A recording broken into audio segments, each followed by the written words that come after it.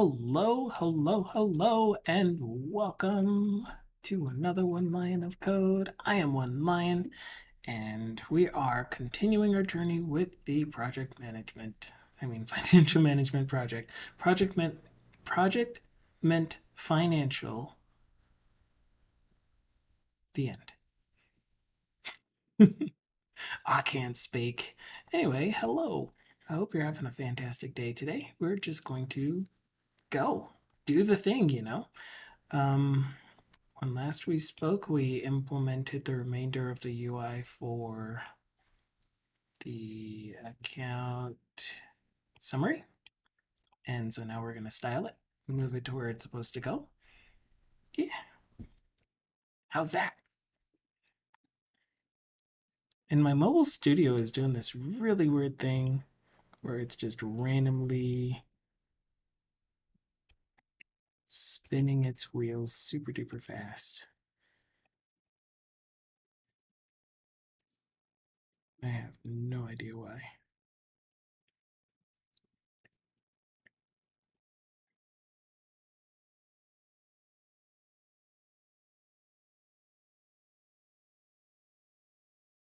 Okay. I'm going to leave it like that. And hopefully it'll just not be. Oh, no, there it goes. I'm just going to restart it.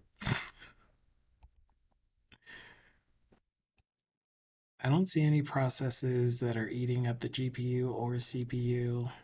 In performance, there isn't anything that's showing like spikes. And it's really weird. It's really quite weird. Oh, just kidding.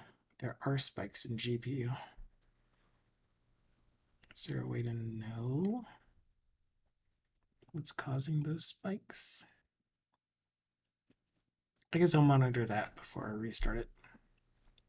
Anyway, I have that open.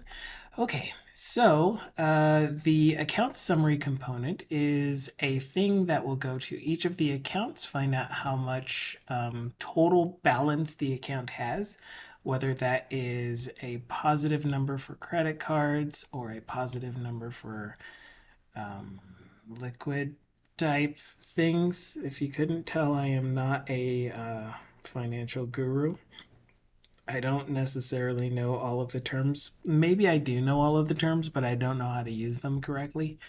So I'm avoiding using things like uh, accounts receivable and credit debit stuff. Yeah, I'm using the ones that I'm comfortable with, which isn't many. So anyway, we are going to get this thing styled and moved up here to match our design that we have for it. So let's take a quick gander at this, the way that I have this thing set up.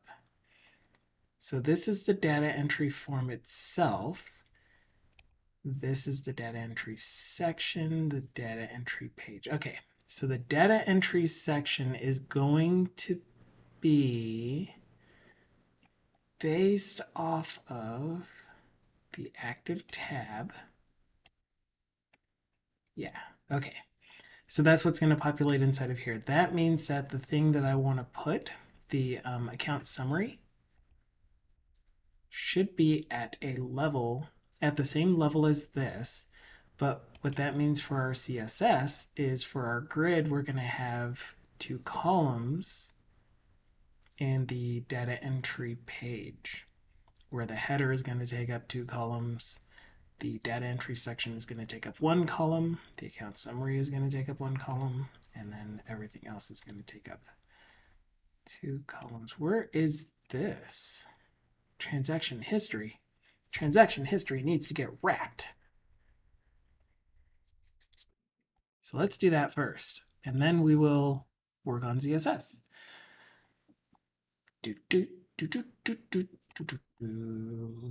Account summary is where? Transaction history. I will put the wrapper here. And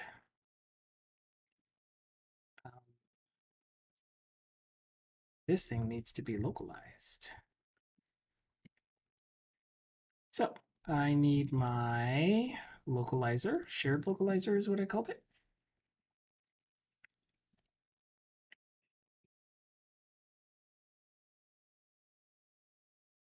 Transaction history. Stop it. It's already starting to fight me. And that is in shared libraries, localizations, resources, and here it is.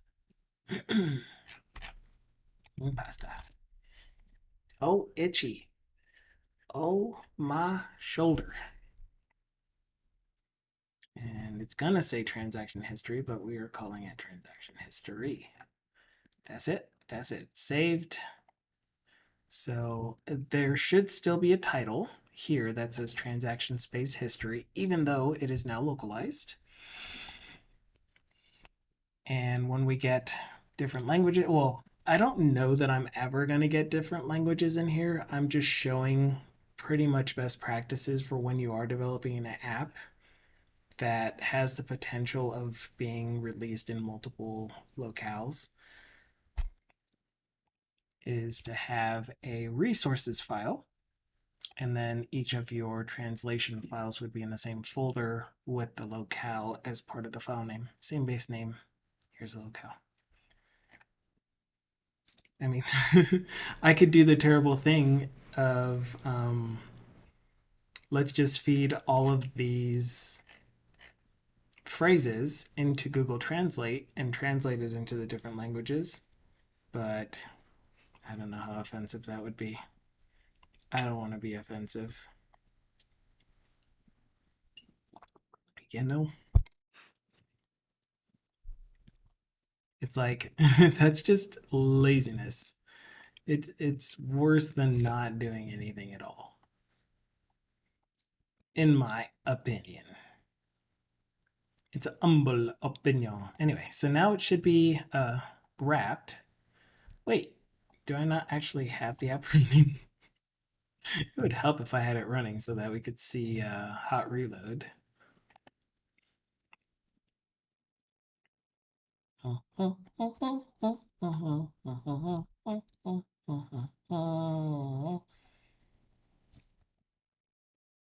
you gonna do the thing? Are you gonna load? Arigato momichi. Oh, itchy neck. All right. So if we look at our structure now, we should see that transaction history is in a wrapper, in a div, which probably would be a section now that I think of it. So let's go ahead and make this a section. So another thing that I really should figure out is proper usage of semantic tags.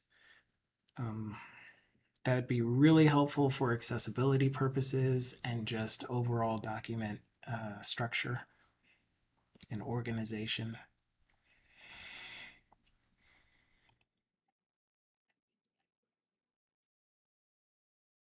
Yeah, I have the transaction history itself being a section, and that's inside of a transaction history or another section.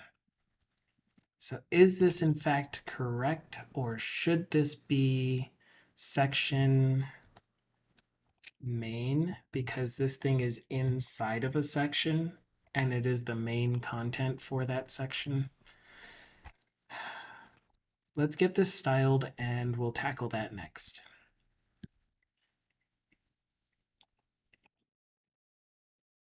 Okay. Oh yeah, I guess we need to double check the title here to make sure that it does have a space. If it didn't localize, if it didn't find an entry, for example, if I did not have this here, then it would want to rebuild. And it would just print out the key for that thing.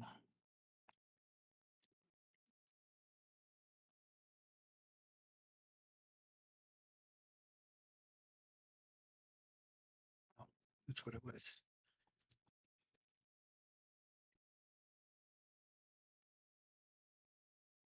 Why am I invited to this meeting?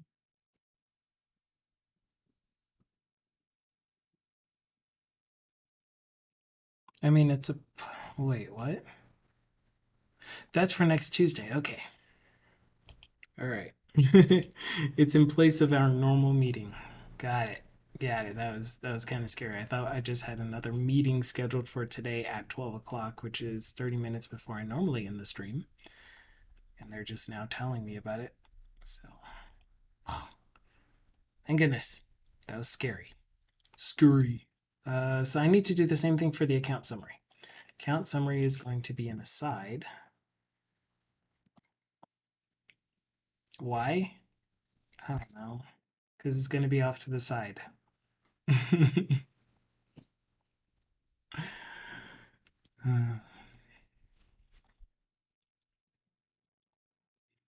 What? All right, let's do our styling. Account summary component. We're going to style the account summary itself. Do I have Bootstrap? I don't have Bootstrap. We're going to style the account summary itself so that it at least displays okay, and then we're going to position it on the actual data entry pages CSS here. So let's start by making an isolated CSS file for the account summary component. I kind of want to make it only for the grid. We'll make it for both.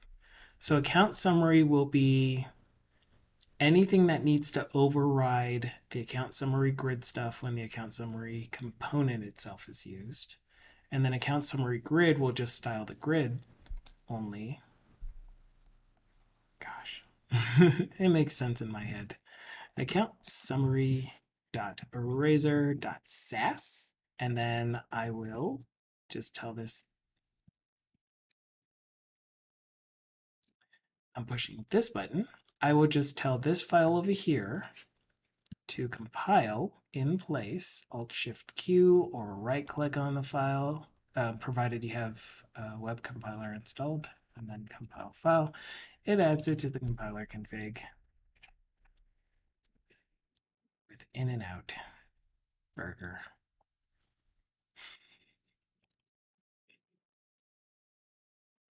I'm hungry.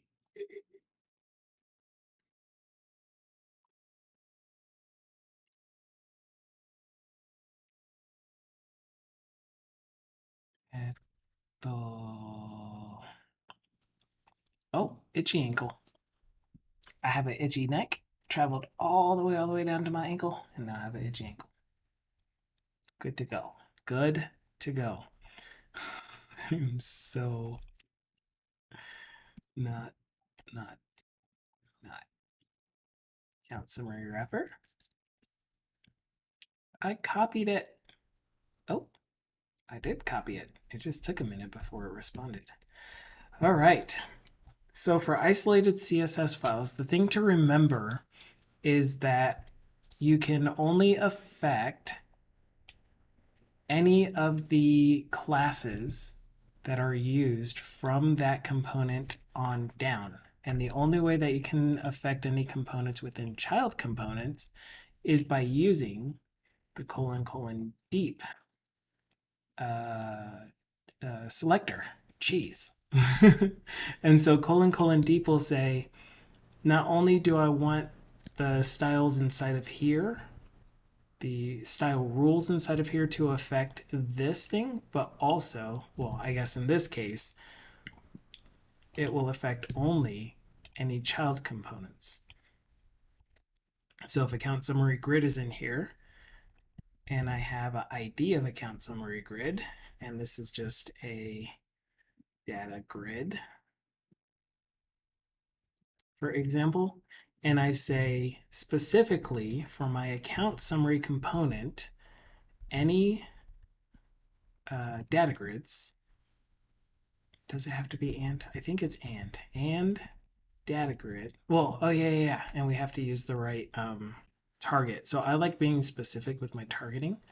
So if this table was not the top level thing, if this thing was actually wrapped in another wrapper, then I would want to put that wrapper and then the child class to do specific selection, kind of like this, but not quite. All right, so we're going to target the data grid, and we're going to say that this thing is styled with a background color. Oops, I put data dash grid, didn't I? Of pinku. Of course, pinku. And so once the CSS compiles, oh, because we created the SAS file, the isolated CSS file, while the app was running, even though we have hot reload turned on, it is not going to pick up these files because those got added to the combined CSS files for the application, which only loads once on application start. It might no, it only ever loads once because it only does index once. So we actually need to stop the app and restart it. But before we do that, I may as well just go ahead and add the isolated CSS files for account Sumari Glid with 2Ds, Raxor.sas. Tell this thing to compile.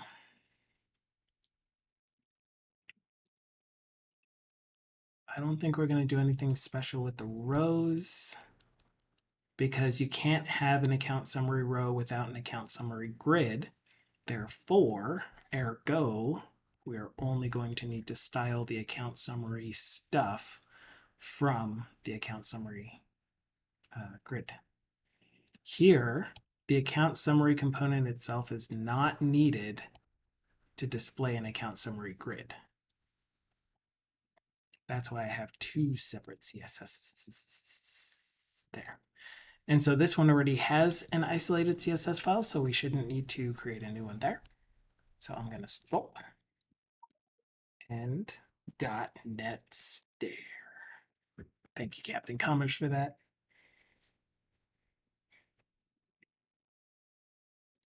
So Captain Commerce streams, just so you know, if you don't know Captain Commerce, he is a streamer who does .NET development. He streams on Mondays and Fridays usually, some Saturdays. He's been streaming more often. And lately I've only been able to lurk on his stream in an AFK kind of way.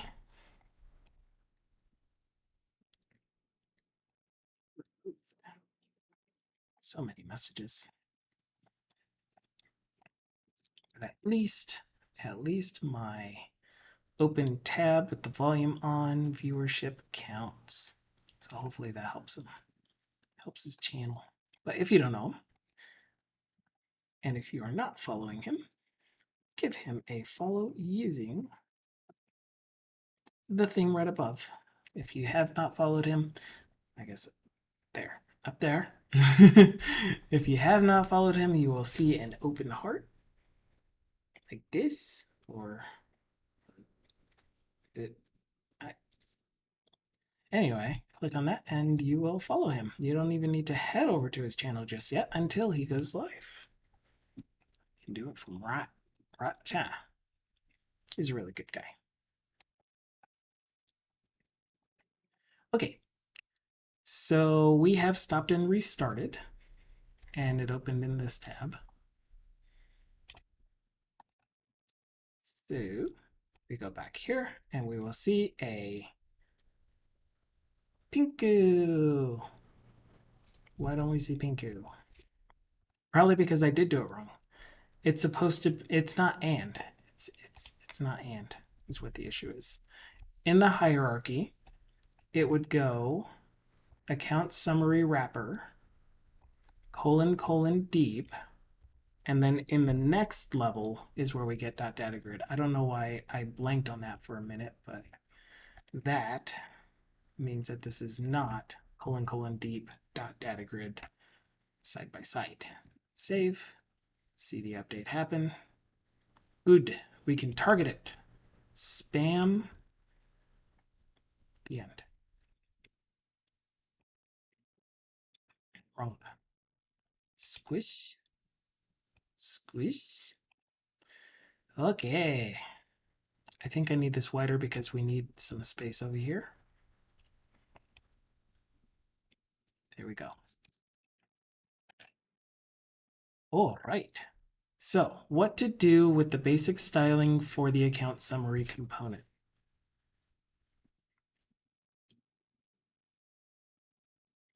I would like to style it as a card. That's what I would like to do with it. I think I might have already made a card. Come to think of it, we might have already made a card component, and then we can just wrap the account summary component in a card. Card? Card? I did not make a card component. So then what are these things on the main page? Cards. What? Which is in a separate shared components library. Right. Uh-huh. I remember that. Do you remember that? So in order to do that, instead of this being an aside, it's going to be a cart. It is going to have a card header. Thank you, Copilot. And it's going to have a card body with a card text. And in that card text is going to be our grid. Actually, we will have a separate card text if we encounter an error.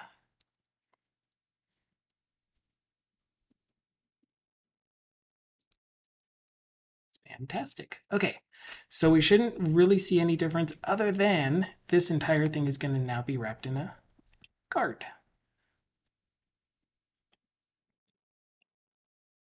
Oh, right. There is something else that we should see. The background color is no longer pink. And the reason is, and I was trying to get to this, but I distracted myself, of course, when you are targeting child components, they must be, or they cannot be the top level component. So this doesn't have any wrappers.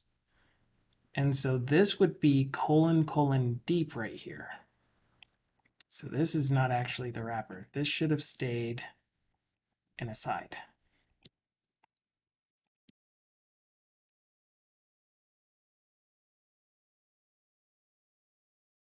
So this is still a wrapper.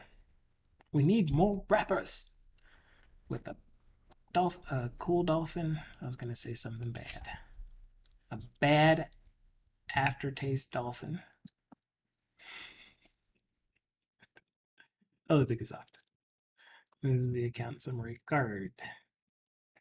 So now we are able to target a : deep inside of this because it is no longer the top level component. Essentially, if you have a separate component and you're trying to style child components and you have no idea why your styles aren't applying, it is because your component is most likely a top level component within that separate component. I don't know if that's making sense. If it's not, feel free to ask questions. Feel free to let me know to clarify. I'm pretty sure you get it by now, though. Card headers do not need a header. What's it? A header HTML element. I don't have element type on them, but what I was doing before is allowing, not before, in my component library that I have on GitHub that is not anything massive, fantastically cool. You don't have to go out and get it right away or at all forever. I want to work on refining it eventually. But I have an element type that you can specify, which would just be an enum. And you could specify I want it to be a H3 if you so felt like it.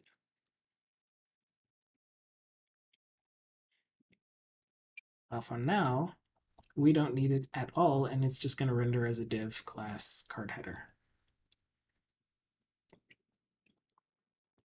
Okay, so we have proven that we can still target the child component inside of here.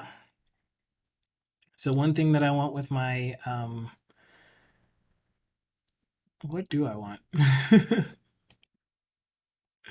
What kind of additional styling would I want for this thing? I don't know. I'd rather position it first, and then we can figure out what additional styling we need to apply to this card, such as in padding, such as in. I think the column headers are going to be part of the account grid. So I would like for all of my column headers to be left aligned. I don't remember where I saw it. I'm kind of remembering, what's his name? Haney. Something Haney. I think it's Haney. Hanley. Hanley. Haney. Um, what is it called? User experience design. He'll come up. No, no, no. He's not coming up.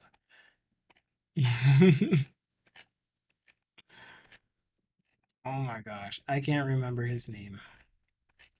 But there's this guy who gives some really, really good reasons for why certain UI design approaches should be taken. And I haven't seen any new videos from him lately.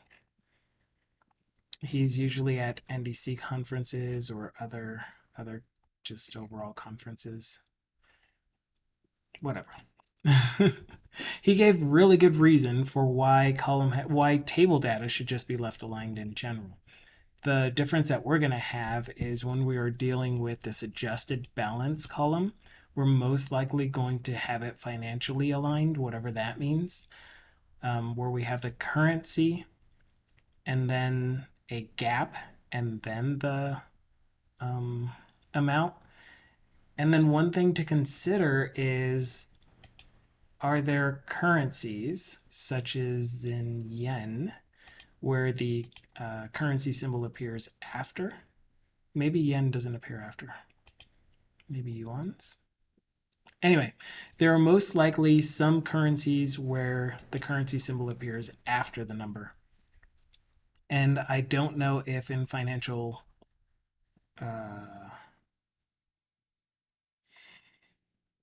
domains,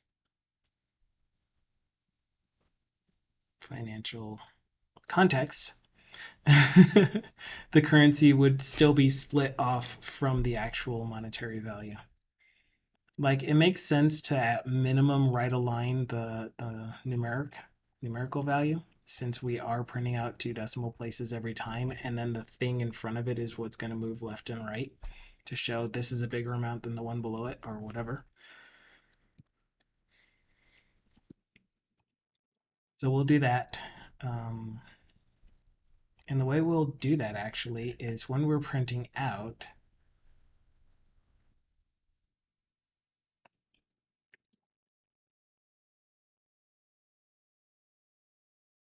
yeah, I'm going to have to figure that out.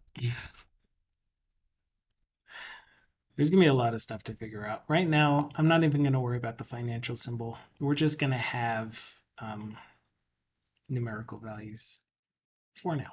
For now. Also, for now. So let's position this thing.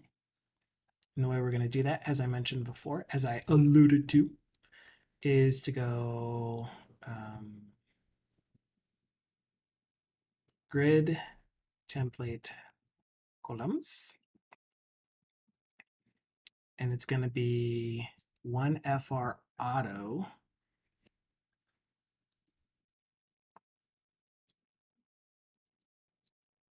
However, for our header, this is going to take up grid column grid column, sorry, 1 span 3, or 1 start at the first column, end at the third column line. Yeah, so when you look at columns in a page, you'll see that they're numbered by the dividing line in between each column. So this is column 1 at the far left. If we wanted something to go to span only one column long, we could just write, whatever column number, but we could also write it starting column number / ending column number.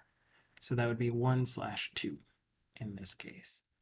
And so the far right column, what did we lose our, oh, okay, is 3. It's 1 more than the total number of columns that you have. And so what should have happened is this header should have spanned 2 columns if I save the file. And there it goes. And then everything else, oh, I guess the other thing that's going to span 2 columns is the transaction history. So let's get the transaction history wrapper.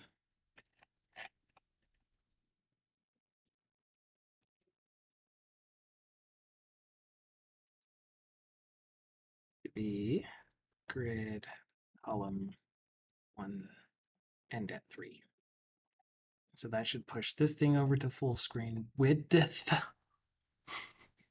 do it. I saved this time.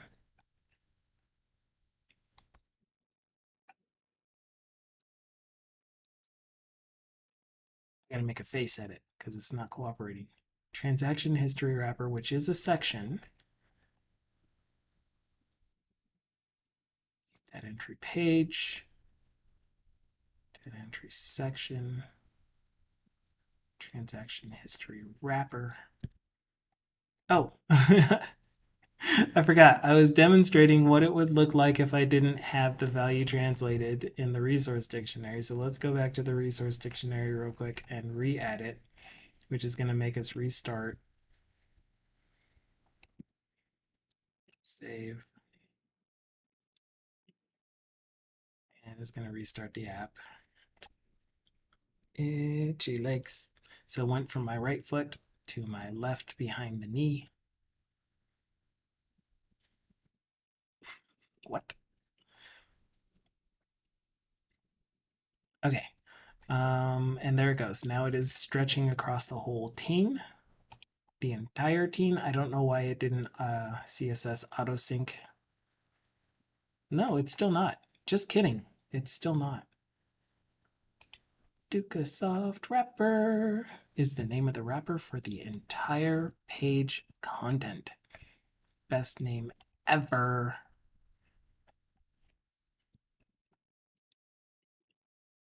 Oh yeah, and the other way that you can tell it last column is -1. You can also use negative numbers to say the end, which is -1. First from the end is -2. Back to -3. Okay, so what is going on with this thing not getting targeted by this rule? Dukasoft is like, I had forgotten about that. All gravy, I remembered for you. I already forgot where we were. Just use the back button. We'll find it. Oh, I can't use the back button from there. There we go. There it was. What file is this? We're all the way up here in Blazor UI. Okay. Transaction history wrapper, which is a section. A section. Oh, transaction history. Yeah, is a section. Oh, colon deep.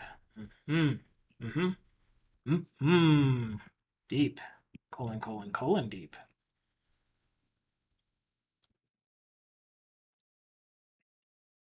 There we go. Now we're targeting this thing because it's a child component. And now it's going to apply and stretch. Nope. Because the actual component itself, the section part of the component, is within the component, you know? You know what I'm trying to say? There it goes. I fixed it. Okay? Dang. Jeez, get off my back. I'm kidding. You guys are great. You're not doing anything evil to me yet. So now we have a grid that's gonna help us out with must go deeper. Wait, is that a song? Because I don't know. Unless this is Journey to the Center of the Earth.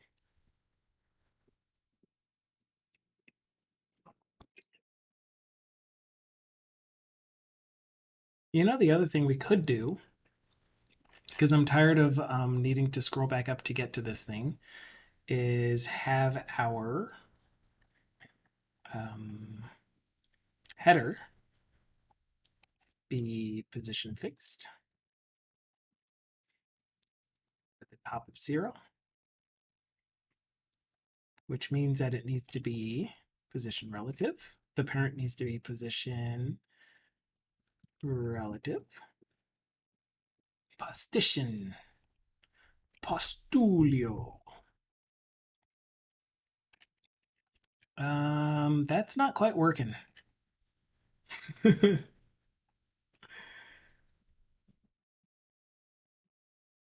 Main content is the thing that we need to have position relative.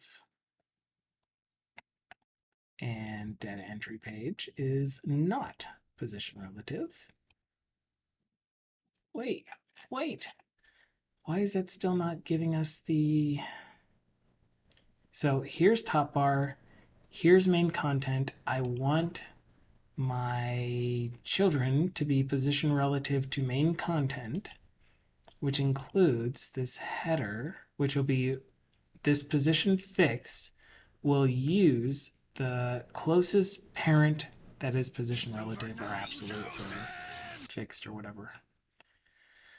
That is not position static. And hello, Goku Jax. Could be a rap song. It is a rapper song. I don't know why that isn't quite doing what I'm expecting it to. It could be grid. I've always had issues with grid. But whatever, there's nothing up there right now, but that's going to be our main top bar, which we're going to have designed soon. And Kilobit is here as well. Hello, Kilobit. Hope you're having a great day so far. A great week so far. Let's make account we need to add a padding to account balance. And what do we do with account balance when the screen is too narrow? What would we call too narrow? Is this too narrow? I would say that's too narrow. So let's add some padding first and then determine what our smallest width is that we want account balance to show up on the right. Not only that, but we need all of our content in here to appear at the far left. Goku Jax wants to know how AR is going. I've kind of not been doing anything with it lately. I really need to, and I know that like one of the things that I'm supposed to do is use this 3-step business plan model thing website to propose one of the applications that one of the application ideas that I came up with to the team that I'm on for us to develop.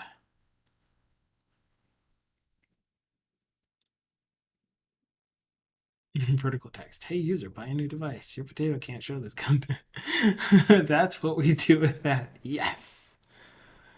Oh, I love it.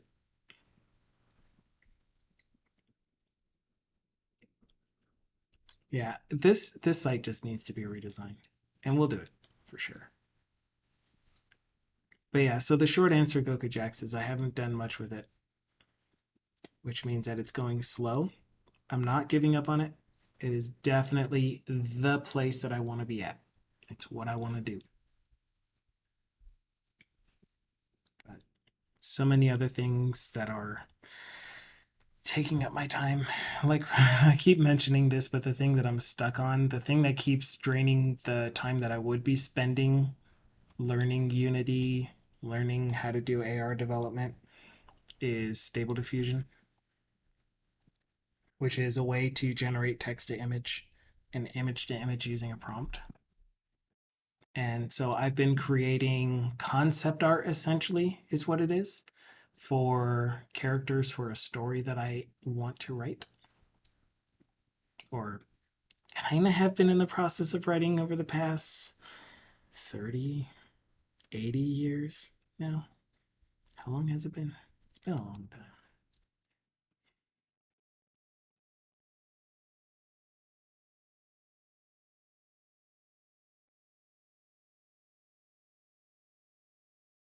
And so having a visual representation of our characters, like, it's cool for me. It's cool having a mood board that has the general aesthetic of the character and the general vibe of a given character, but I kind of want to see the character. Plus, I want a visual representation of them because maybe I want to start the story as a tabletop RPG. Maybe I want to start it as a graphic novel, visual graphic novel, visual. Yeah. I just want all of the possibilities. But if I make a character concrete, I'm kind of taking away possibilities, aren't I? Abs.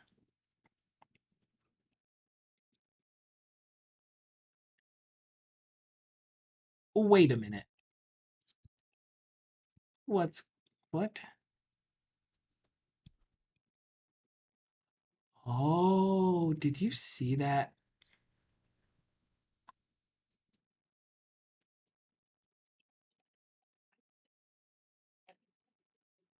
I'm not exactly sure what just happened. I've lost the. Oh, I know what happened. Duh. I lost position fixed because I only made those changes in the browser. I'm going to go ahead and refresh. Let's just see if I can get it to do what I want it to do. So if I made this thing position sticky top 0, then that means that the main data entry page shouldn't scroll after reaching the top. Like the scroll bar should go, but the top of the actual page should stop at top 0, but it's not. What? What kind of? All right, screw it. I don't want to play with that right now. We're working on the account summary component. Plus, that's going to get changed anyway. Let's go ahead and remove this pink background, which is here. Yeah, so the first thing that I want is some padding around this. Oh, that's what it was. Count grid. Um,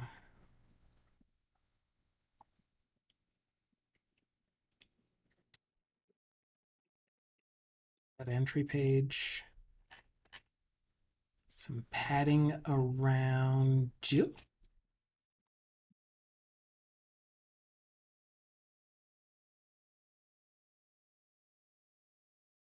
Which is going to be, I don't know. Let's try one font sizes. One base font sizes.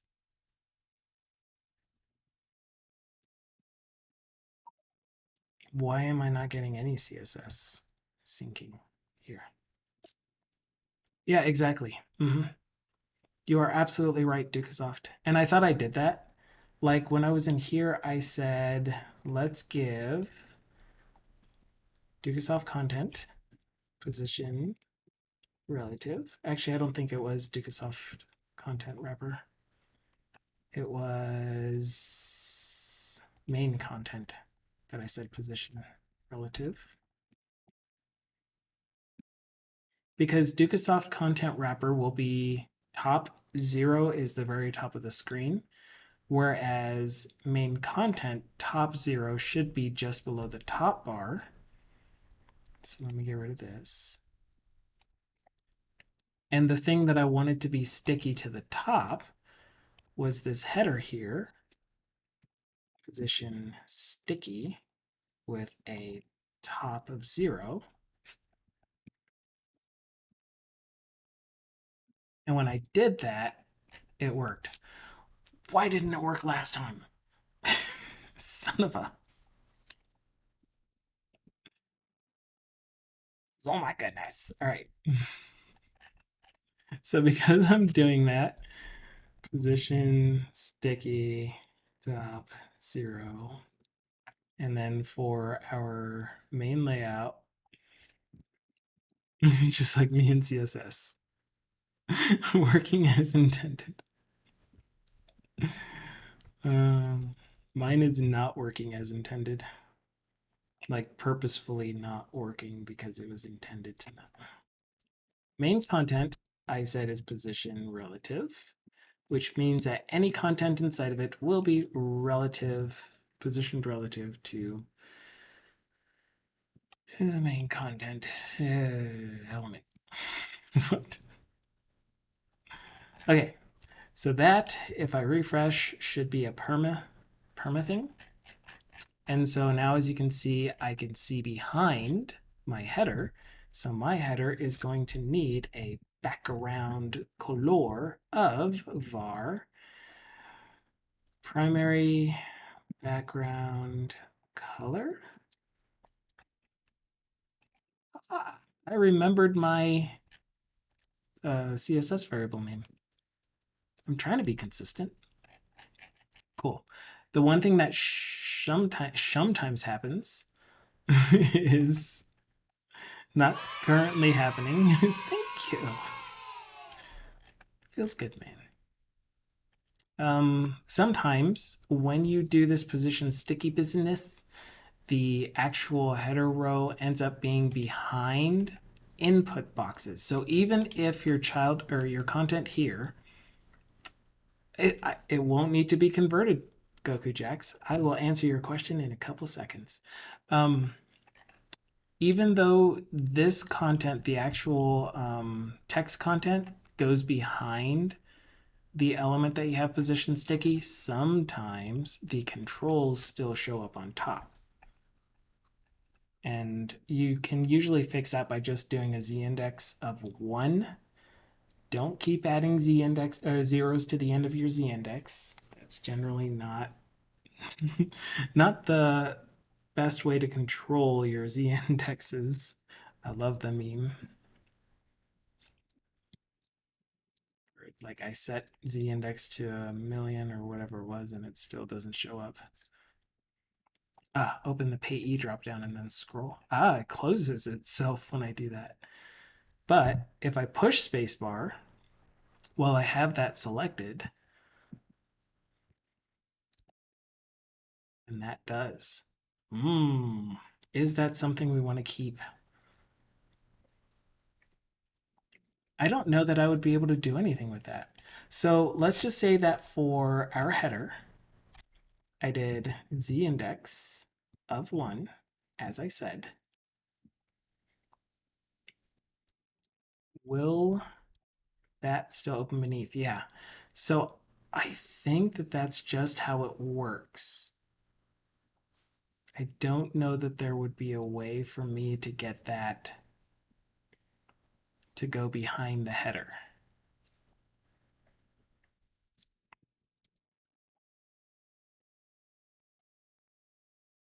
But what I could do is I already have some JavaScript interop stuff for scrolling an element into view.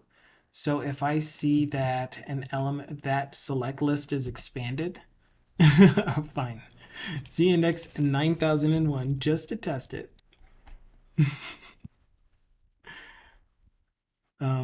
But if I see that a select item, a select element is activated or expanded or whatever the thing is for when it shows its list, then I could have it scroll into view.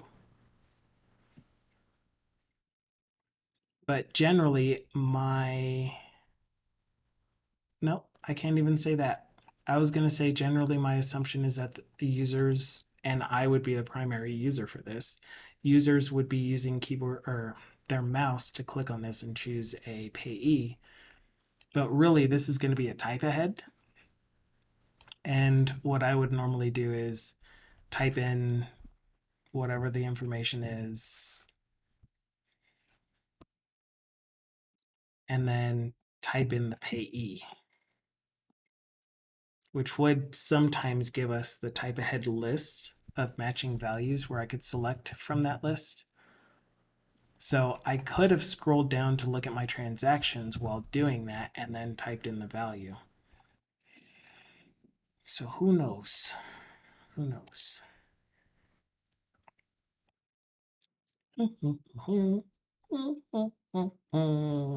Okay, so Goku Jax was asking, are you going to eventually convert this to a MAUI project?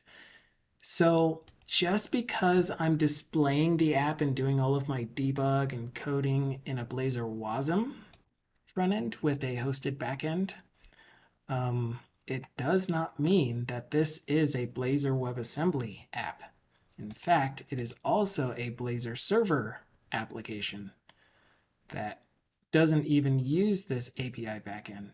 In fact, it already is a MAUI hybrid application that uses this hosted backend. Speaking of, I just remembered how to fix my cores issue. And that was builder dot services dot use cores. No, app down here.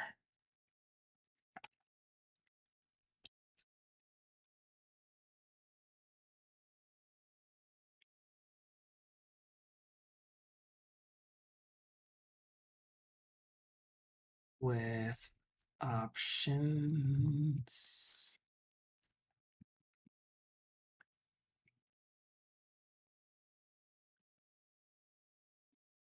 Excuse me. Options with origin, and then it's going to be difficult because I don't really know how to do this without a HTTP client to tell me what port is this thing actually running on. So when I deploy this, the URL that this thing is actually running on, so if I was going to run it as a Blazor WebAssembly app, the URL that this is running on is going to be an actual DNS URL. Well, I mean, this is DNS, but it's local to me. But you know what I mean. Versus when I'm just running the app by itself, it's whatever port I have configured for debug.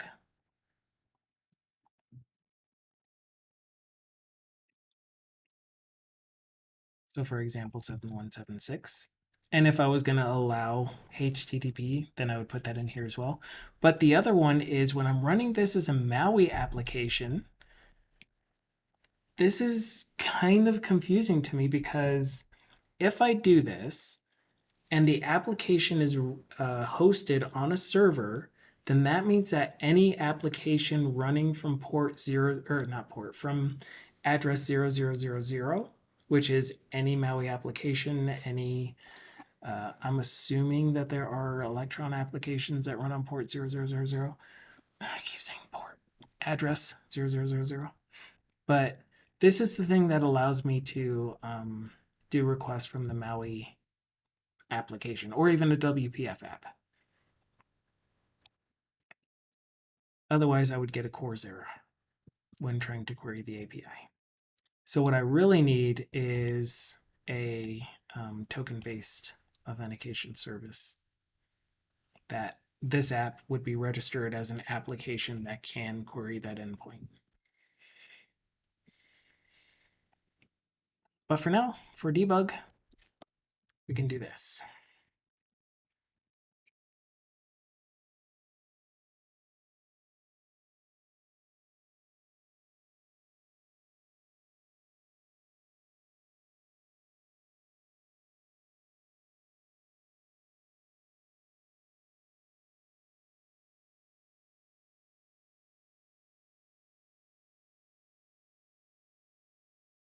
Yeah, we'll go with that. I'm kind of curious to know if this actually does work now. I think I still have some build issues with my MAUI project, so I want to recreate it anyway. But let's just try building it and see what happens.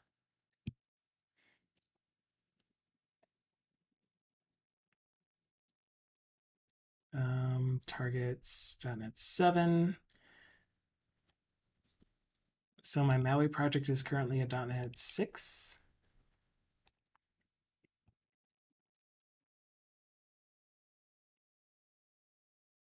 Make it .NET 7 then. What?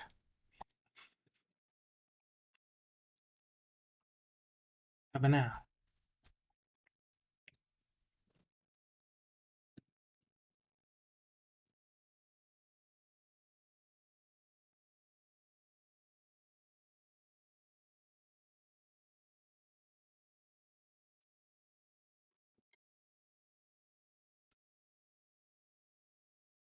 Habanero. Habanero. It's taking longer to build, which it's not going to build the Android version because my path is apparently incorrect. Or it needs to install it. Yay! I accept. I accept. Yes. Do the do. Download, install, make it work. Let me build. Pretty please. While we're waiting for that, can I do other things? Such as go back to our SAS for this page. We verified that z-index 9001 does not do a lick of anything for drop-down menus, expanded select menus. I got water all over my face. So the other thing that I want now is why come this thing here, this account summary wrapper Q, why didn't you get a padding? I should be targeting the account summary wrapper. Oh, because I'm targeting the transaction history wrapper. Actually, you know what? You keep your 1 rem of padding. I meant to target the account summary wrapper, which I do not have here. So since it is also a child component, I'm going to stay within this : deep and say my account summary wrapper, which I think is what this is. Height will have a padding of 1 rem as well. And it goes boop, boop, boop, boop. You son of a.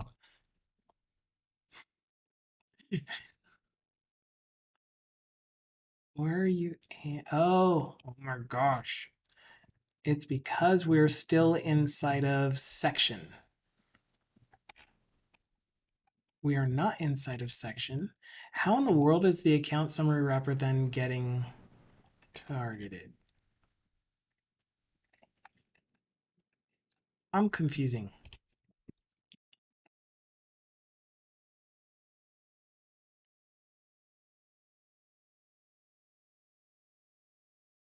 Makes no sense at all. I don't have a clue how this thing was getting targeted.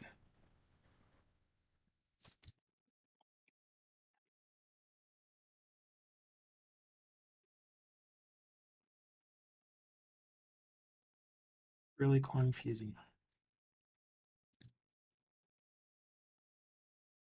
I mean, we can definitely see that it is getting the isolated CSS values, but I haven't a clue why that actually worked. And this one isn't.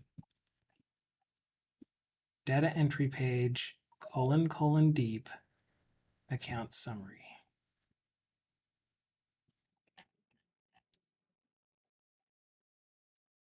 Data entry page, account summary. CSS is fun.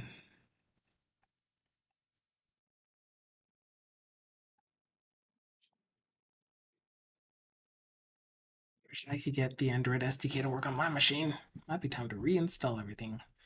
Yeah, it's kind of weird because as long as you install latest Visual Studio and you create a new MAUI app,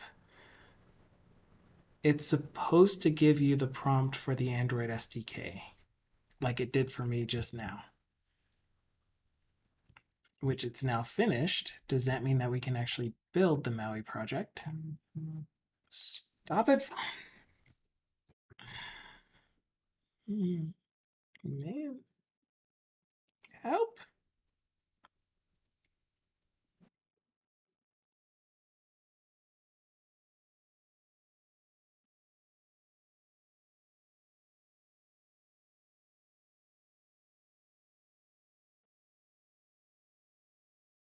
If it wasn't work mail, I would just ignore it.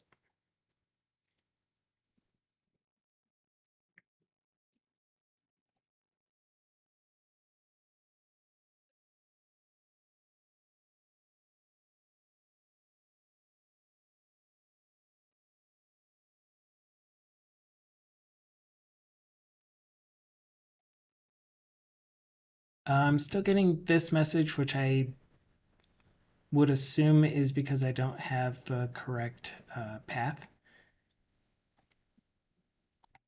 set in my environment variables. However, it does say that it built.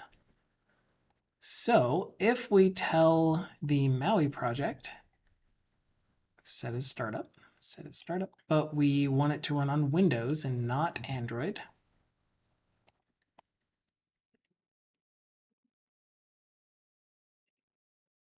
then we should see the same application running. Oh,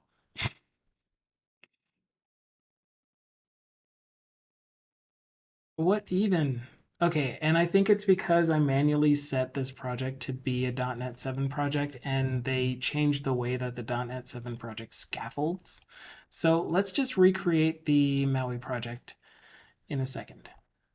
First thing that I want to do is get the padding set on account summary wrapper. So let's start with F12 on this. Make sure that I am getting the right class name in my CSS. Because I was like, I feel the CSS fun. Well, my issue is that it says it's installed, but it won't start the emulator. Okay, so when you go into your tools, Android, AVD, or a finger spaz, ADM,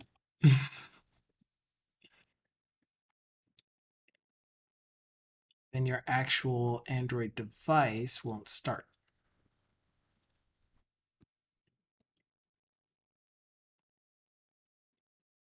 And I'm probably going to have to create a new one because I just told it to use SDK 33.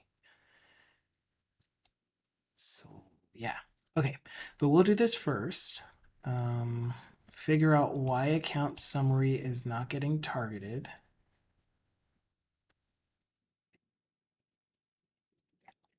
Well, first of all, I guess I want to know if I did give this thing a padding of 1 rem.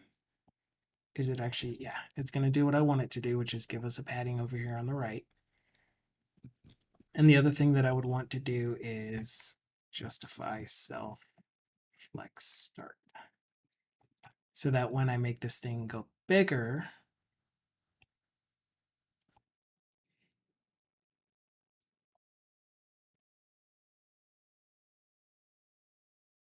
interesting, that it's not doing what I'm expecting it to do.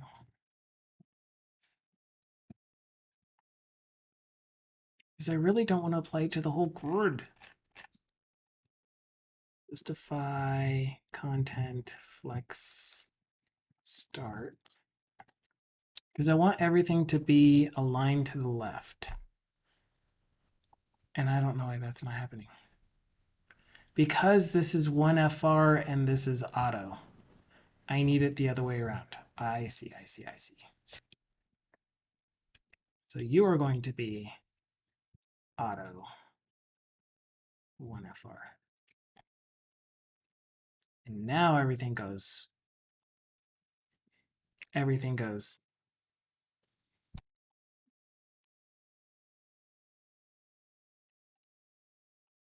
No, that because this thing is back to. I'm so confusing.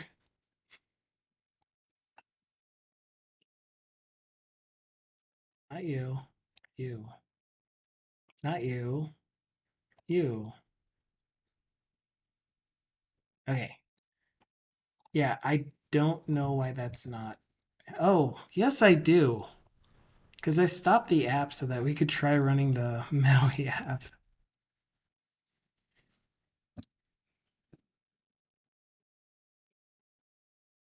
Hi, my name is Umberto, and I'm a developer. There it goes. Goodness grievous. F12. Scooch you. Okay. There we go. It's doing what I want it to do now. And then we scooch all the way to here. We have a minimum width of something. I don't know where the minimum width is coming from, but we are going to set the minimum or a breakpoint shorter than the minimum width. And we're going to tell the account summary and the transaction history to do different things based off of the screen size. Like if we make a screen size that's this big, why not put the account summary or the transaction history directly under the account summary? I don't know. Probably because it looks terrible. Oh, that's a good reason. What?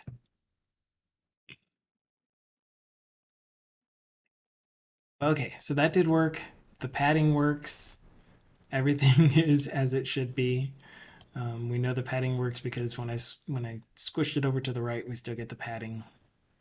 So let's call that good. Let's say that we put this in the right place. Before I move on to the MAUI thing, let's go ahead and make all of our header items align left in our transaction grid.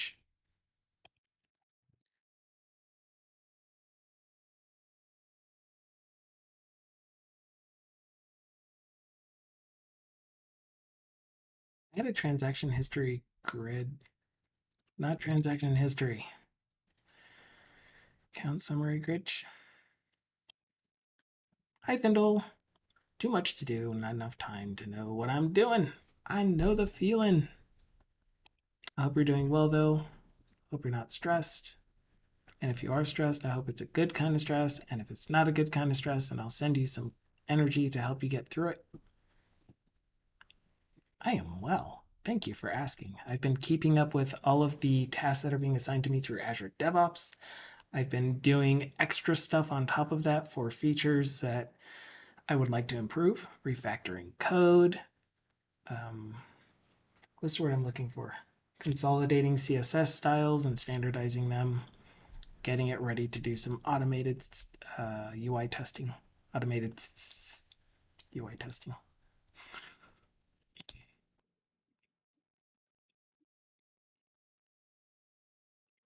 Okay. This thing has a wrapper of this. This is one of those situations where I really want to do this as a global style because I'm already doing something similar down here for a data grid. And if I give it a class, I have 12 to try to get DevTools open. If I give this thing a class of data grid as well, then I want the styles applied to it also. So this table here should be class data grid. So I'm going to do that. We're going to go transaction history grid is going to be a table class data grid. It's going to have an ID. I don't know why I'm not really putting IDs on everything. I'm starting to learn that having an ID is good. Although naming the ID is hard for me because I want to follow like the old style of naming things in like ASP.NET web forms and WinForms actually, and VB and stuff. Call this TBL transaction so that I know. You just call them thing number, so that I know that when my automated UI stuff is happening, this thing has a prefix of TBL, and so this is a table that it encountered. Yeah, TXT, my text box, LBL, ID dash one, two.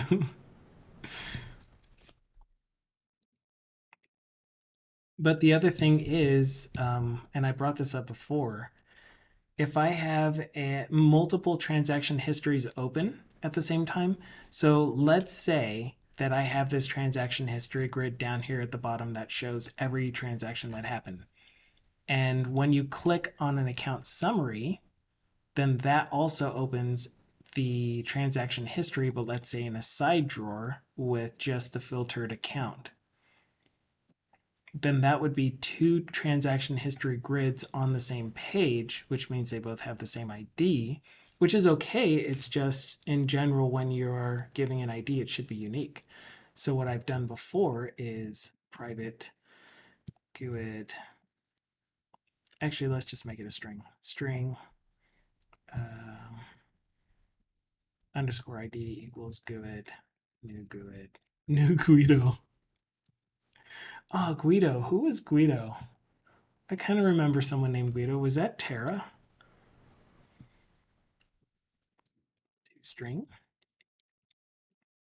And so what this will do is when this component gets created, it will have a new GUID for an ID, and then we can just tag that on the end here. And now we have a unique ID for this specific transaction history grid.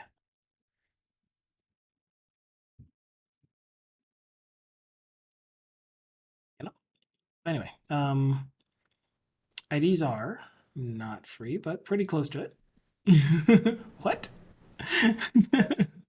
UI testing, where and how? Okay, so what I've gathered is for doing end-to-end UI testing, Playwright with the .NET application, Playwright is a pretty good candidate, if not the best candidate. I haven't done enough research to confidently say it is the best candidate to generate your UI testing. For testing individual Blazor components, BUnit is the best. I will say it that way because I'm confident in BUnit. It's a learning curve, but if you know a lot of stuff about a specific testing framework like XUnit or NUnit, then it's pretty easy to write the tests themselves. It's just knowing the extra bit of when you're doing a component, you have these new methods available to you through the BUnit. I'm sorry, what?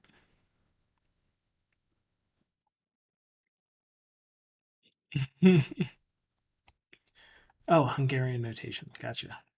Yes.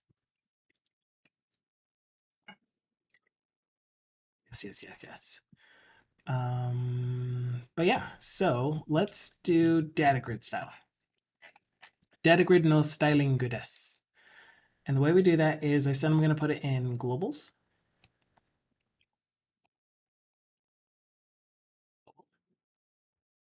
Global.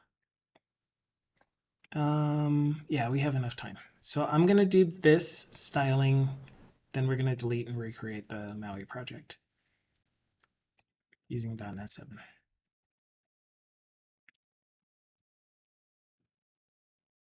Where are these? SAS, global. And I'm actually going to put it in a partial just because it is going to be easier for me to manage. The thing that I don't know is because I am immediately applying this to every dot data-grid class, should I be putting this in a mixin, or should I just be putting it in the class directly in a partial? So for example, I would have a tables and grids partial SAS that when I compile the rest of my SAS,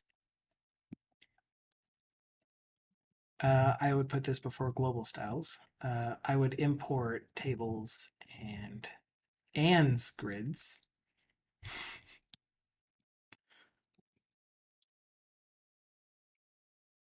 But within this tables and grids, I would have a data grid rule.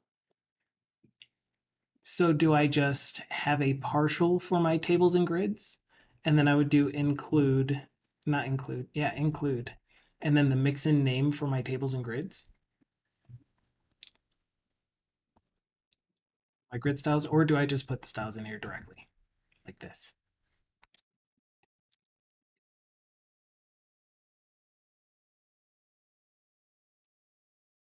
Yes. So anyway, before I get too far, Thindle was typing a lot. So he says, actually, he was talking with Goku Jax, and Goku Jax was responding to him saying, I am good. How about you? Wait, no, about your dynamic component thing that you told. The parameters are a dictionary string object. If one of the parameters is an event callback, it won't cast it. Ooh. So if you have a parameter that's an event callback of X or just a regular event callback, that doesn't get cast in your dictionary of string object. Yeah, so then Thindle now knows about it. Dukasoft says we could use grid area to move the transaction history below summary when on larger screens. So the thing that I would really like is different grid area templates based on screen size, as opposed to trying to say on this screen size, this thing should be in row blah, column blah through blah. So we're going to do that, Dukasoft. I will take your recommendation. Okay, and then Thindle posted a picture of Hungarian notation. I really don't like clicking on picture links, period. But I did it.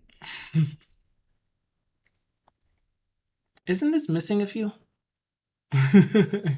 Like this all looks like Hungarian notation for C only.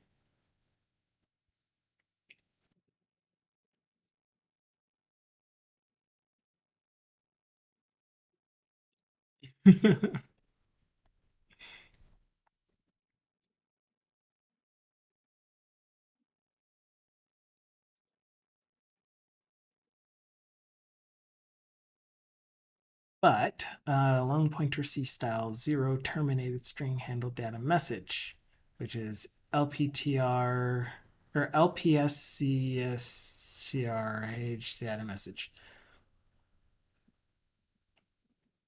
instead of, data. But you still need the Pascal case after the Hungarian notation, right? So you could still read the variable name.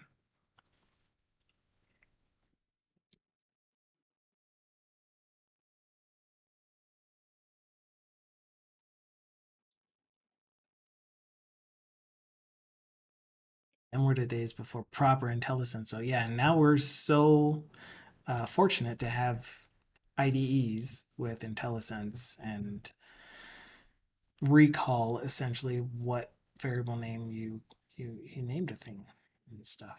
I have issues. See my issues? Where did they go? Output. Um, where did my web compiler output go? I saw some errors. Oh, it's an error list. Yeah. So that should be fixed now because this is now named tables and grids. So now if I save, this error should go away because it compiles successfully. Same with you. There it goes.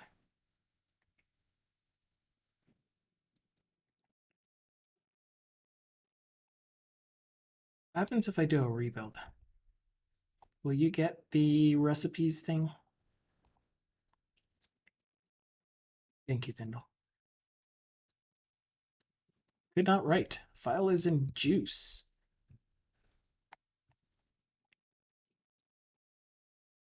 Habanero.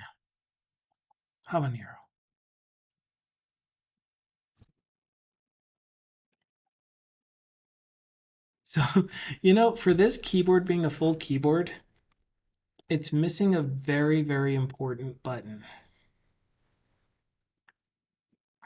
And I don't have any macro buttons either that I could set it to. In place of where I would have my pause break, it has a calculator button. As if I would need to bring up the calculator more often than I would need to use pause break. I'm a developer.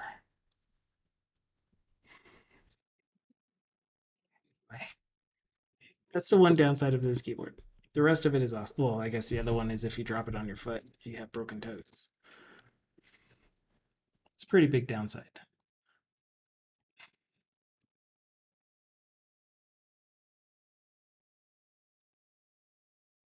Build seceded.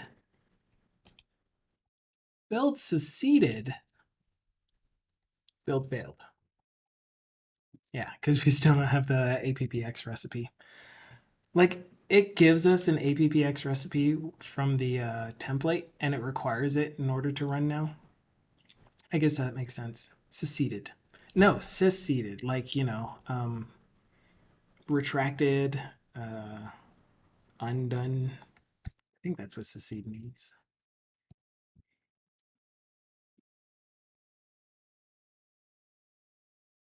Withdraw.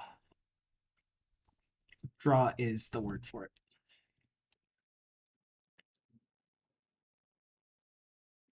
Specifically from membership of a federal union, an alliance, or a political or religious organization.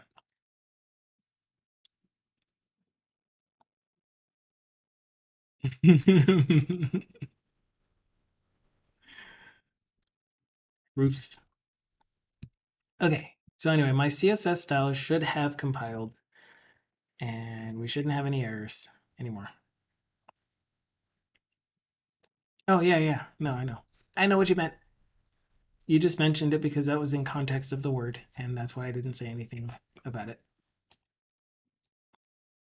It was valid. It was on topic.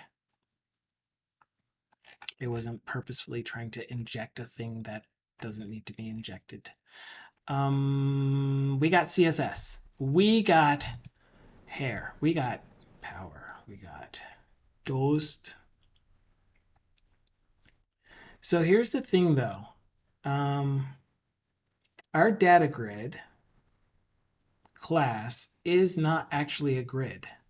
Our data grid class is on a table. So maybe there is a thing that I would want to put in here that is a basic rule for all data grids in general. Like maybe it has a specific background color. But what I really want to do is target the type of data grid. So if the element that's using the class data grid is a table, then that's when I want to do all of my rows, margins, table header, etc. So here we have a T head. T heads are going to, in general, they're going to have a, by default, we'll do it all the way at the TH level. The TH and TD. They're going to by default have text align left.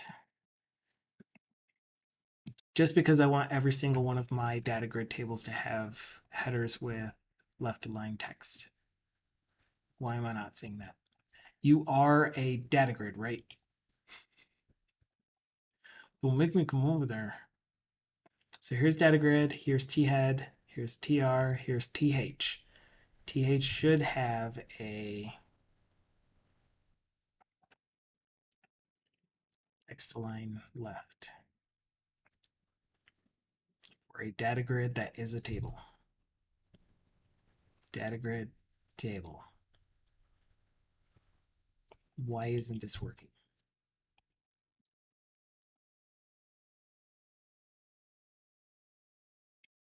I guess we can make sure that our app.css contains a rule for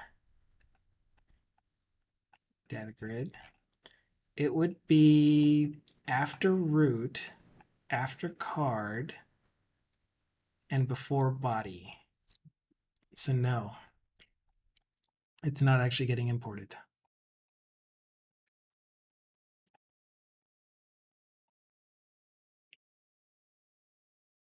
There's my import statement for it. EABLESANDGRIDS. I didn't misspell it.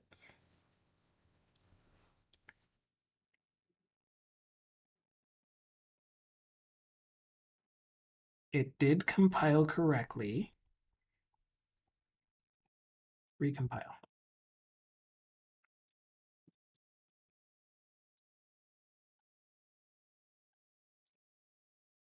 Not a thing. Control F5.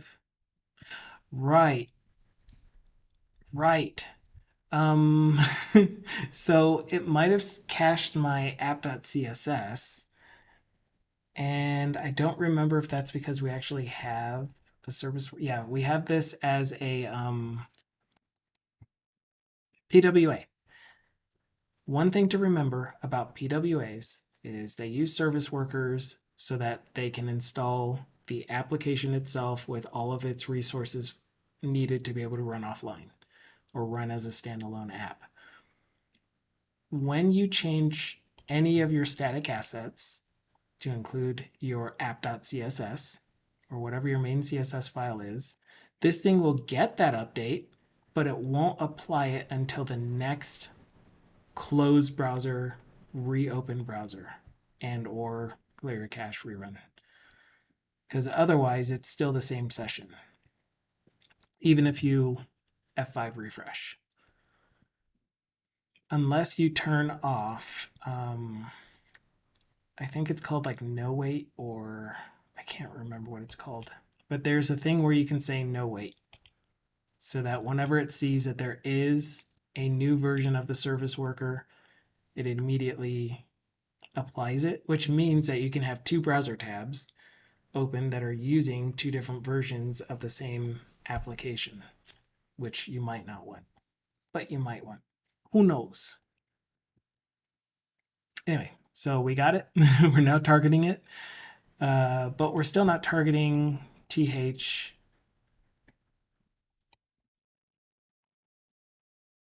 here with position or text align left. We got data grid, T head, TR, or not just data grid, but table.data grid. But this is just data grid. Oh, does that not work? That doesn't work. You can't go from a class selector to an element selector. All right. All right. I'm learning. One day I'll figure it out. But for now, y'all just gonna have to bear with me. So what I really meant to do was a table.data grid. And then we may have rules for a div.data grid.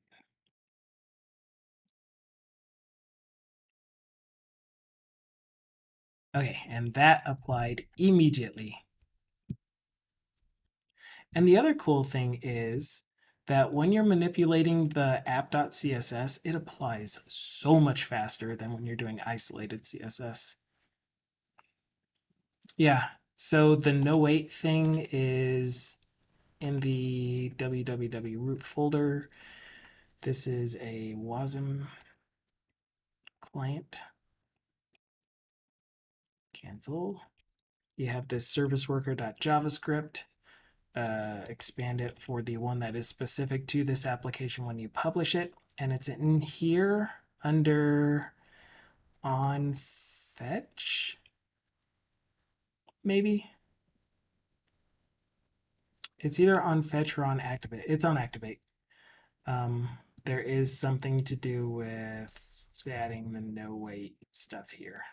I can't remember it fully, but yeah, Dukasoft remembers as well that it's something to do with this. What else did we say we were going to do with it? We were going to, I need to scroll up for the thing that, grid areas. Okay, I need to remember grid areas, so I'm going to write that note so I don't forget, because we were going to get back to the MAUI thing to see if we can get it to run.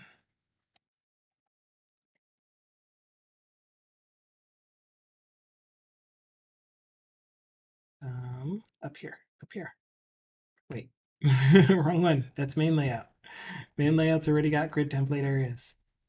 I said grid area templates earlier. I realize my mistake. I apologize. Please forgive me. To do, use grid template areas for ease of media queries. Save. Okay, so we're going to get back to that. I saved. I'm going to push these current changes because for the most part we have a similar design, similar implementation to our design. In fact, it's so close, I won't be able to tell them apart. Kidding. There's all of this stuff. Yeah, we're going to make this so much better. I promise. I'm going to do my best to make this a real presentable application with styling, with it's going to be awesome. We're going to do it. But for now, let's go take a look at recreating, checking in these changes. Styled account summary component on data entry page. Really? We affected all of these records just to do that? Okay. I'm going to commit and push in case I feel like undoing any of the next changes that I make.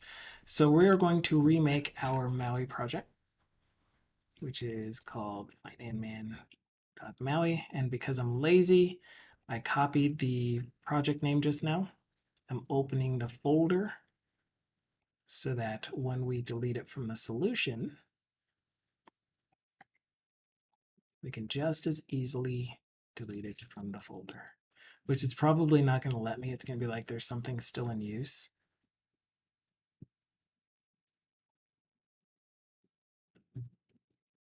Because that's almost always what happens to me. Like something in the bin folder is being tied up unless I close Visual Studio. I said invariably. That doesn't mean sometimes. It's weird. I don't like using absolutes, but I'll use the word invariably a lot, which is essentially an absolute that means pretty much always happens a certain way. Not even pretty much. See, I couldn't even say it without qualifying it with some kind of, yeah. Moving on. Let's create a new MAUI app. New MAUI. MAUI Blazor application. Name. Do I have these in subfolders? I don't have them in subfolders. So what I normally do, have been doing, is putting all of my projects in a similar way that I have my solution folders set up, where all of my UI projects go in a certain folder, all of my shared projects go in a folder, all of my core, my libraries go in a project, and then all of my actual applications like the Blazor WebAssembly, the hosted API, the MAUI project, and the Blazor server project go in their own folder. But I did not do that because lazy. Down at 7.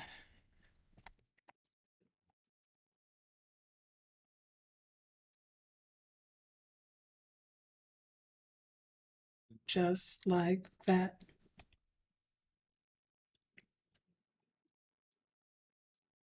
We need to reference our UI. And this reference to the UI also has the references to the shared libraries, to the models, to the database, everything that I need in order for the app to run. That's a lie. It does not have a reference to the database context, which we won't need in a MAUI project because it will be using the API as well. Good, good. So in order for this to work, we need for our index to match the same as our client for our styles, our Jerry styles. What? Who in the world? I'm not using Bootstrap. And then we have, oh, we don't need the stuff that's specific to PWA because this will be a desktop application, or sorry, a cross-platform application installed directly on the device. I do want this stuff, I think. Instead of just the typical loading, I am going to put my cached version of my main page. I'm sure that there is a way for me to take a snapshot of the running application, overwrite a file, and then display that file here.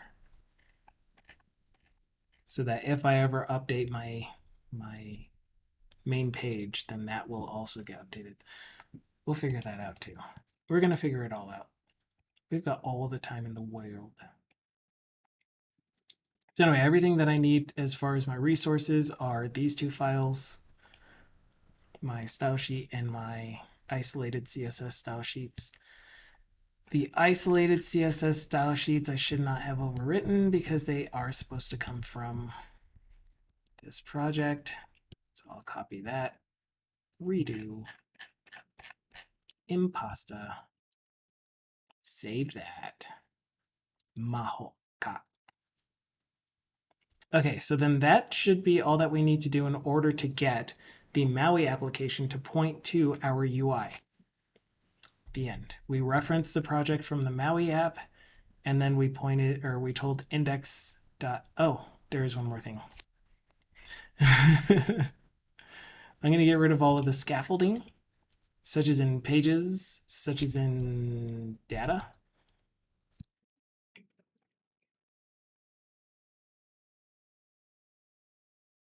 Such as in shared, and such as in main, and imports, because we don't need those either. And the reason why is because I have all of those files in the UI library already. And like I said, we just reference that. And so this is our main entry point here, app.razor. So in our main page.saml, we actually want this thing to point to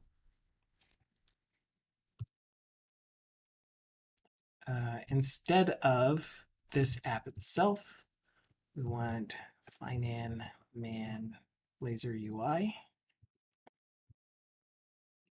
And instead of main, this is going to be apples to apples. I don't know why. Oh, because I haven't built. I was going to say, I don't know why this thing is angry at us.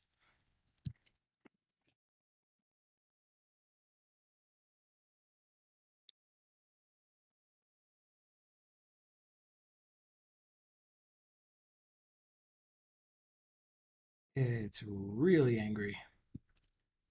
Self.skip waiting in the on install event would do the trick. Thank you for looking that up.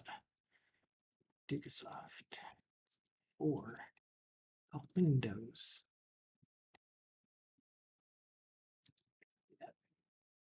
Copy that, copy that.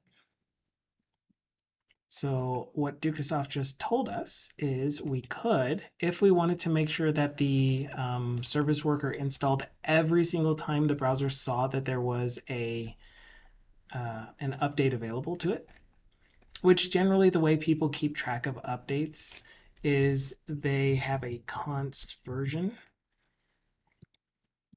that they manually update. I guess I should match everything else. I've been in the habit of using only quotation marks, but they manually update that. I assume that manifest version.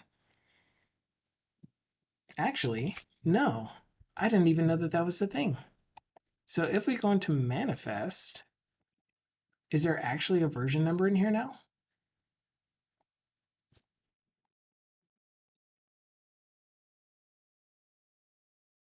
I wonder if that version is actually based off of the file itself, or if we're supposed to have a key in here that says version. I don't know. But in any case, what you would do is manually update that so that the next time that the application runs, it sees that the service worker has been updated, that some static file or some resource that the service worker depends on has changed and needs to be reinstalled. So if you go down here onto the on install, which apparently doesn't exist right away, I'm going to assume there's an event in there somewhere. You could do self skip waiting.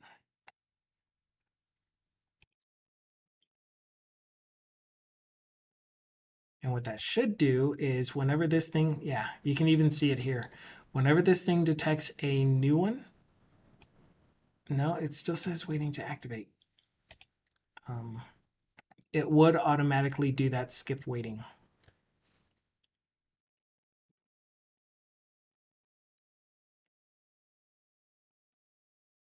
But whatever, we'll leave it like that for now. Maybe it was just that this version hasn't been in it. Oh, yeah, console log installed without waiting. How about that? And so now if we come back here, we see activated and is running, and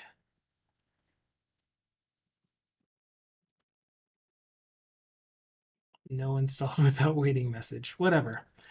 I'm sure we can figure it out though.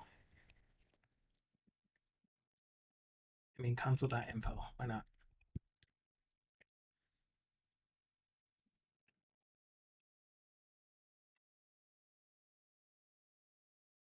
Craziness. Craziness. I don't understand how anything works. I am still getting issues with this, and the reason why is because I overwrote local, I think. I don't know why. I honestly don't know why.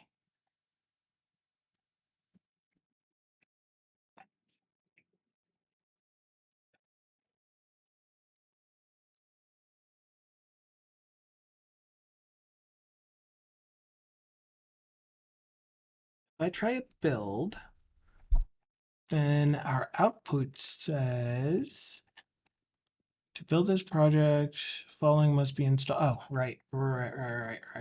So I don't have a Mac, and I don't have the dependencies for doing anything other than Android or Windows. So we are going to get rid of this.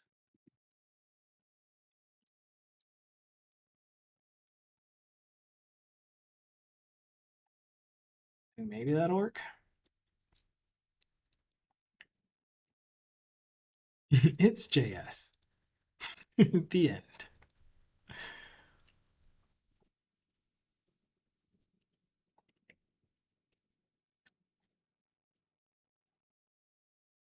Data. Data doesn't exist. You lie. Right, right. We also need all of our dependencies added. So I made an easy way for that by using the extension methods. And so if we look over here in our WASM client, we should just be able to copy these two things, but we're also going to need a HTTP client.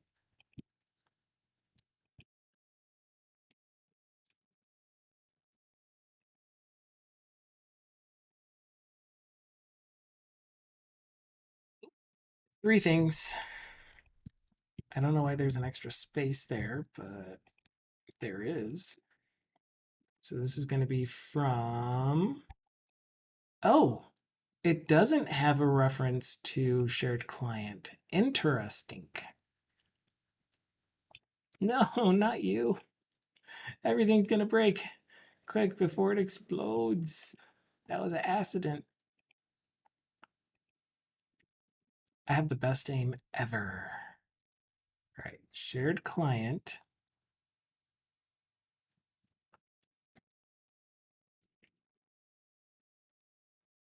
Which goes into our MAUI project. Does that mean that localizations also is? No, localizations would be in the shared components project. So that one is also intrinsically inherited. What is this? What is this? When did I do that? I didn't really do that, did I? Financial management, Finan Man, shared components.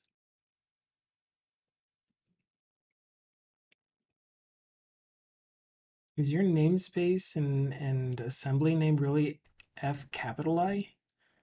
I don't know where this came from. Maybe it's not case sensitive because it's just a folder path. That was weird. Okay, so let's go see if we now have access to add client services.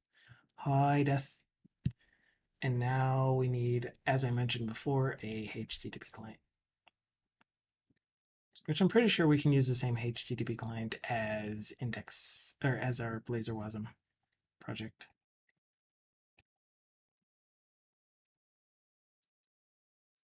The thing that we won't get for free is the base address.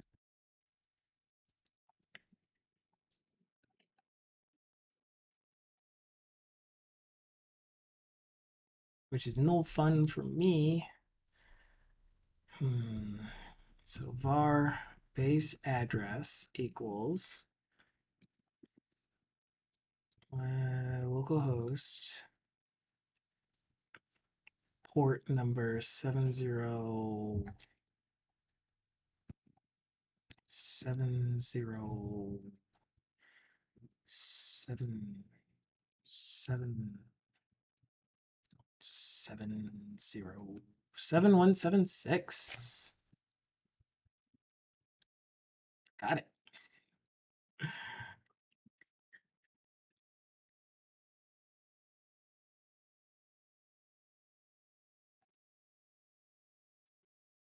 We'll put this in here.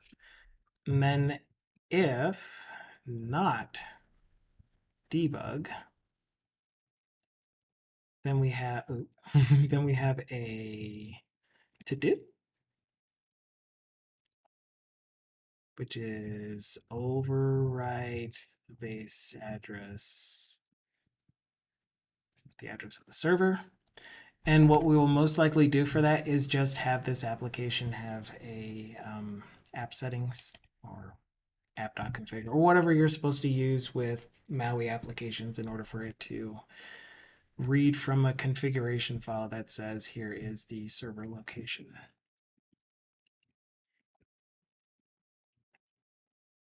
But for now, this should work. So, will it build? I like green. Green is good. You can do it. Go the rest of the way. All you got to do. Awesome. It built. Like a possum. Change this to the MAUI project. We want to run it on Windows. And let's see if we launch the application, if it looks exactly the same as it does in the WASM. I was going to say in the MAUI project. So I think this is the third time we're doing this. I think we failed the first time. Second time worked, but then I upgraded everything to .NET 7 and the MAUI project broke. And now we're upgraded to .NET 7 and the MAUI project is running exactly as if we were running it from the browser. You can see we have our transaction history. We have our payees list, our line item types, our accounts, and deposit reasons. It's all there. So I need to create a new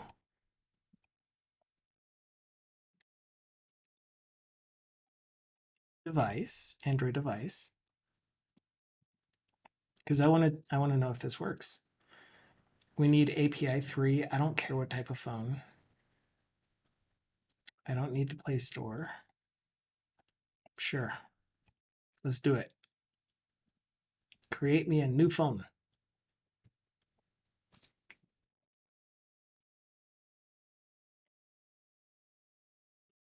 with 1 gig of memory. Oh my gosh. A full gigabyte. Because I would like to know, can you create a new model for me? I could do my best. Ask ChatGPT. What? Because we're going to try to run this on Android and show why our next thing that we're going to tackle is responsive UI design. If you're a good web developer, then you would have started with a responsive. Like, I think the correct approach is to start with a mobile device or with a small screen and then use media queries for bigger screens. I believe that is more common to do. Not more common. It's easier to reposition things for bigger screens, I guess, than it is to shrink it down and try to decide where to put things. I think the opposite because I've been working on a desktop application that I don't know what to do when you make the screen bigger. I know what to do when you make the screen smaller and how to move things around. No idea what to do when you make the screen bigger. Make the font bigger. Obviously, that's what the original app does. Like the screen when you shrink and grow the screen, I said this on the last stream, the font size actually scales with the way that you're sizing it. Oh yeah, yeah, yeah. By the way, I can do this comfortably now because I finally have enough hard drive space. I have a 3 terabyte, 4 terabyte M2 drive that I installed in place of my 2 terabyte original disk SSD. No, the other disk was an M2 as well. It was just 2 terabyte. And then this thing was almost full. And then these are external drives. And yeah. And then my network map drives. Ooh, see? That's all I had to do. Talk about my drives. And suddenly our project is ready. Okay, so I launched the emulator, and the emulator seems to be I launched the wrong one. Oh. Let's launch the API 33 one. Use NAS. Oh, am I using NAS or a full-blown server? I am using just an internal network. It's not even, well, yeah, I don't even think that it's NAS. It's just those are drives from another computer on the network.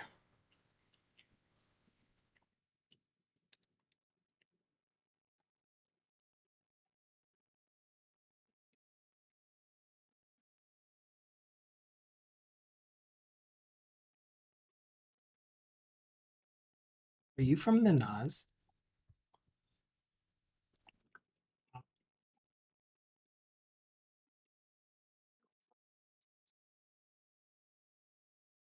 Come on, just load. While we're waiting for that, I will change this thing to be Android Pixel 5. Hopefully that didn't actually run it because it's not ready yet. Okay, it was just switching. And as soon as the emulator starts up, we will push the play button and see the application running on an Android device.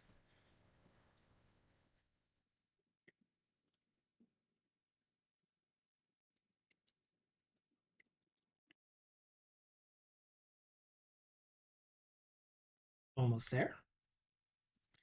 Should be good enough.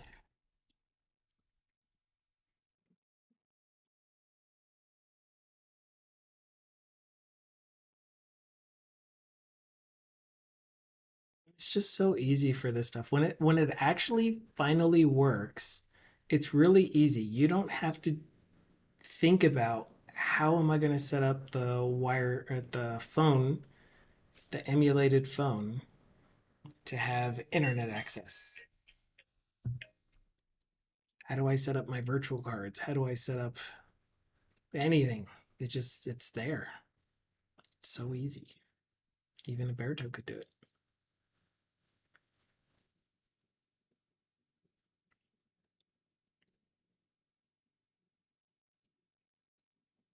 Come on. You're almost there. Just just compile. Compile. Oh. And it's not currently running, right?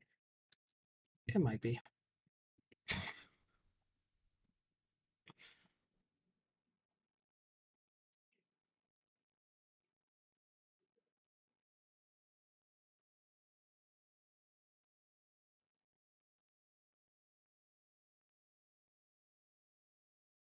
You can do it.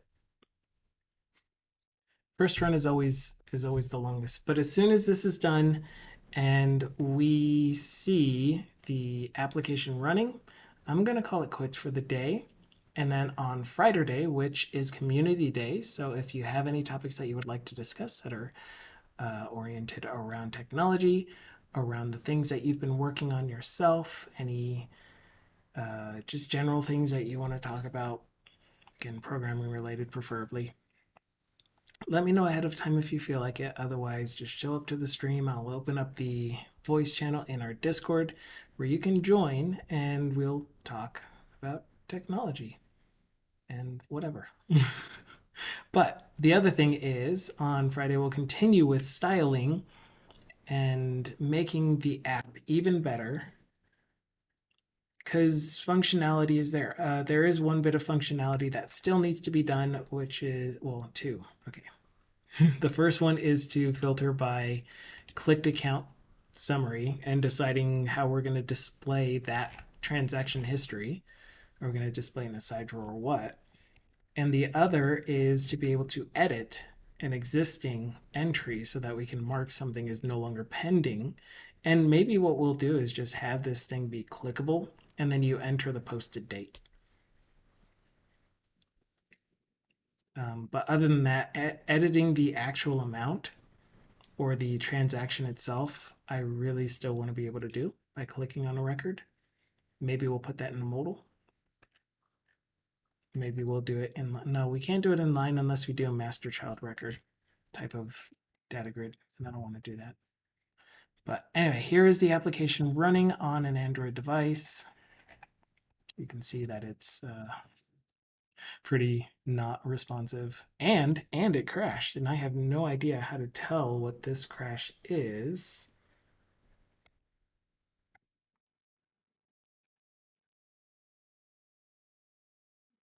Something to do with the HTTP request. The API is not running on the phone. The API is running on my machine, on my local machine. And I don't know if it has access to contact.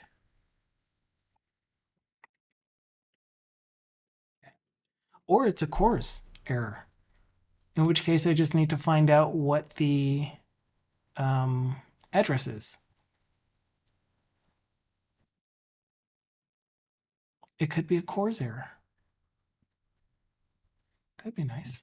Oh, duh. Plus, the API is not actually running currently, now that I think of it. I would need to make sure to go in here and run the API. But again, we'll figure all that out on Friday. But for now, I pinned a message on accident. Join us on Discord is the message that I pinned. So, yeah. Of course it isn't.